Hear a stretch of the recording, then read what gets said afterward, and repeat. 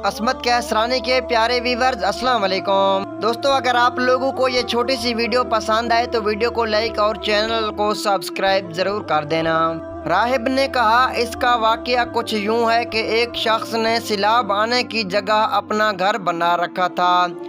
जब उससे कहा गया कि ये बहुत ख़तरनाक जगह है, यहाँ से हट जा, तो उसने कहा, मुझे मालूम है कि ये जगह ख़तरनाक है, लेकिन इसकी खूबसूरती और शादाबी ने मुझे ताज्जुब में डाल दिया है।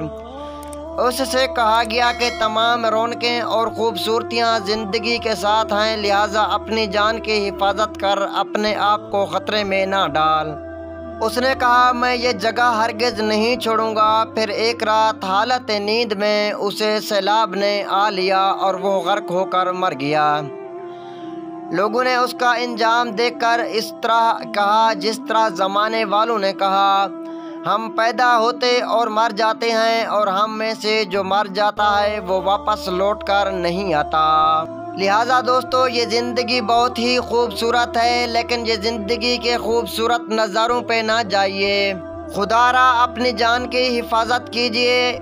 ये थी आज की एक छोटी सी वीडियो। अगर आप लोगों को ये वीडियो पसंद आई हो तो वीडियो को लाइक, चैनल को सब्सक्राइब ज़रूर कर देना। अपना ढेर सारा ख्याल रखिए, दुआओं में याद रखना। अल्लाह निगहबान।